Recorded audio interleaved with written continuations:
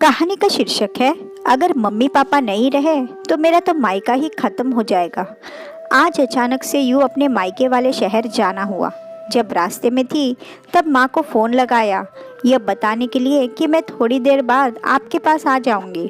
पर खुद ही सरप्राइज़ हो गई जब पता चला कि माँ तो पापा के साथ खुद अपने मायके गई हुई है। नाना जी की तबीयत बहुत ख़राब है। मन उदास हो गया, लेकिन फिर लगा कि भाई भाभी सब तो है, कोई बात नहीं, उनसे मिलना हो जाएगा। पर अब सफ़र में मन नहीं लग रहा था। बार बार रह रह कर यही लग रहा था कि मुझे फ़ोन करके आना चाहिए था। पर फ़ोन भी क्या करती, अगर ज़रूरी काम नहीं होता तो आती ही नहीं। बुआ सास की तबीयत अचानक से ख़राब हो गई और मम्मी जी का आना नहीं हुआ, इसलिए मैं और अनुपम दोनों ही उनसे मिलने निकल गए। आखिर बुआ जी भी तो मेरे मायके वाले शहर में ही थी। सोचा था कि बुआ जी से मिलकर कुछ दिन मायके रह आऊँगी, पर खैर अब तो निकल चुके थे तो पलट कर जाने का सवाल ही नहीं उठता। और अनुपम से कह भी नहीं सकती थी कि मुझे मायके नहीं जाना। आखिर कहती भी क्या। भाई भाभी ने कभी गलत व्यवहार नहीं किया, पर फिर भी मैं अपने पूर्वाग्रहों से ग्रासित थी। मुझे बहुत अजीब सा लग रहा था। ऐसा महसूस हो रहा था कि मैं बिन बुलाए मेहमान बन गई हूँ। और पूर्वाग्रह से ग्रासित क्यों ना हो, मैंने कौन सा अपनी भाभी से कभी ठीक व्यवहार किया है। हमेशा तो उन्हें अपने से कमतर माना है। इसी उधेड़ बुन में मैं थी कि पता नहीं भाई भाभी क्या सोचेंगे। माँ पापा तो है नहीं, पता नहीं मेरे साथ कैसा व्यवहार करेंगे। पर अब कुछ नहीं कर सकते थे। आखिर ससुराल में भी तो जोश जोश में कहकर आई थी, औरों की बहुएं भी तो कुछ दिन मायके रुकती है, तो मैं भी कुछ दिन मायके रहकर आऊँगी। करवाओ अपनी नई बहू से काम। जोश जोश में बोल तो दिया था, पर अब काश सोच कर बोला होता, पर करती भी क्या। ससुराल वालों की तो छोटी छोटी बातें भी ताने ही लगती है। उस दिन जब सासू माँ ने नई देवरानी के लिए कहा, नई बहू के कामों में बहुत स्फूर्ति है, पता नहीं क्यों बर्दाश्त नहीं कर पाई और जोश जोश में कुछ दिन मायके रहने की बात कहकर आ गई। पर इस बार सासू माँ ने ना रोका, क्योंकि अब तो उनके पास काम करने के लिए नई बहू आ चुकी थी। तो भला क्यों रोकती, क्यों अब मेरे नखरे उठाती। पर पता नहीं क्यों देवरानी आने के बाद दिल में डर बैठ गया कि अब अपनी जगह संभाल कर रखनी होगी। खैर पूरे रास्ते यही उधेड़-बुन चलती रही और मुझे कब नींद आ गई पता ही नहीं चला। जब नींद खुली तो ट्रेन स्टेशन पर लग चुकी थी। हम दोनों ने अपना सामान लिया और ऑटो पकड़कर बुआ जी के घर की तरफ रवाना हो गए। सुबह से शाम तक हम लोग बुआ जी के घर पर ही रहे और उसके बाद मेरे मायके रवाना हो गए। वहाँ पहुँचे तो भाभी और दोनों बच्चे ही थे। भाई काम से बाहर गया हुआ था। भाभी ने हमारा आदर सत्कार किया और चाय नाश्ता पकड़ाकर हमारे पास ही बैठ गई। वह मुझसे कम लेकिन अनुपम जी से अच्छे से बातें कर रही थी। सच मुझे बहुत बुरा लग रहा था। आज समझ में आ रहा था कि अगर माँ पापा नहीं रहे तो मेरा तो मायका ही ख़त्म हो जाएगा, क्योंकि भाई अकेला कब तक मुझसे बात कर लेगा। उसे तो काम पर भी जाना होगा, घर में तो भाभी ही रहेगी ना। रह रहकर याद आ रहा था भाभी का वह हंसता खिलखिलाता चेहरा जो उनकी शादी के बाद था। हर बात में वह मुझे ही सबसे पहले पूछती थी। पर पता नहीं क्यों भाई की शादी होते ही मुझ में ननंद वाली टेक क्यों आ गई।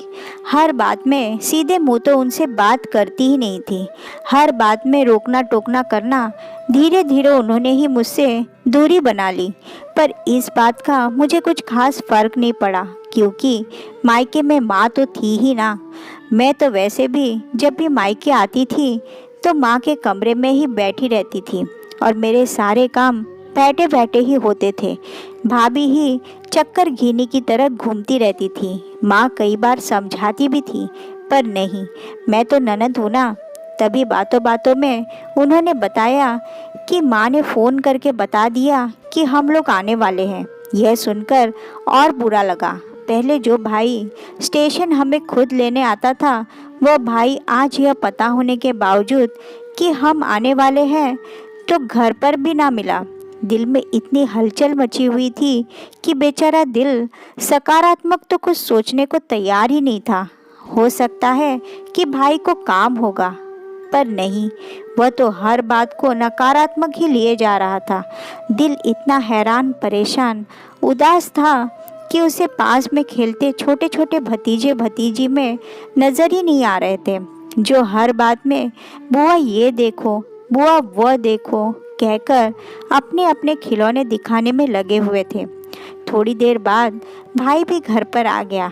बातों ही बातों में शायद वह मेरी मनोदशा जान चुका था, पर वह कुछ नहीं कर सकता था। उसकी कोई गलती नहीं थी, गलती हमेशा मेरी ही तो रही है। उसने शुरू शुरू में खूब समझाया था, पर तब मैं यह समझने को तैयार नहीं थी। कई बार तो उससे लड़ पड़ती थी कि भाभी के आने के बाद तू बहुत बदल गया है। जब मैं कुछ नहीं समझना चाहती तो बेचारा भाभी को ही समझा देता था। कई बार तो भाभी ने बिना गलती के भी मुझसे माफ़ी मांगी थी, पर आज मुझे अपनी हर गलती का एहसास हो रहा था कि मैं तो ननद हूँ, कि टेक में मैंने क्या क्या खो दिया।